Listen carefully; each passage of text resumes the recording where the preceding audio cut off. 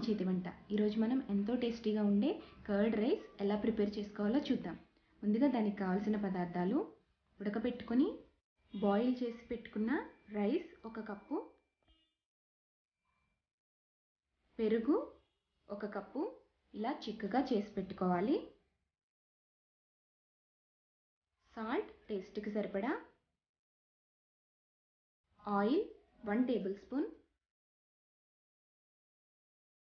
తాలింపు దినుసులు కొద్దిగా, ఇందులో జీలకర్ర, ఆవాలు, మినపప్పు తీసుకున్నాం, మిరియాల పొడి 1 టీ స్పూన్, సన్నగా తరిగి పెట్టుకున్న పచ్చిమిర్చి ముక్కలు 2 పెద్దవి, కరివేపాకు 1 రెమ్మ, ఎండుమిర్చి 1, ఉల్లిపాయ చిన్నది 1,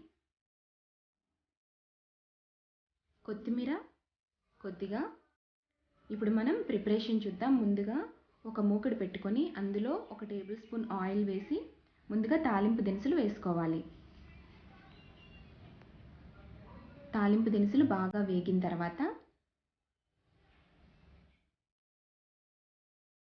అందులో సన్నగా తరిగి పెట్టుకున్న పచ్చిమిర్చి ముక్కలు అలాగే కరివేపాకును కూడా వేసి పచ్చిమిర్చి బాగా వేగేంత వరకు ఫ్రై చేసుకోవాలి. ఇలా తాలింపు అంతా వేగిన తర్వాత స్టవ్ ఆఫ్ చేసుకుని మిరియాల పొడిని ఇందులో చల్లుకోవాలి. ఇప్పుడు ఈ తాలింపుని పక్కన పెట్టుకుందాం. ఇప్పుడు రైస్లోకి కర్డ్ కలుపుకోవాలి. కర్డ్ వేసుకుని బాగా మిక్స్ చేసుకోవాలి. మొత్తం మిక్స్ చేసుకుని అందులో టేస్ట్కి సరిపడా సాల్ట్, అలాగే ముందుగా చిన్న ముక్కలుగా తరిగి పెట్టుకున్న ఉల్లిపాయ ముక్కలు, కొత్తిమీర ముక్కలను కూడా వేసి బాగా మిక్స్ చేసుకోవాలి.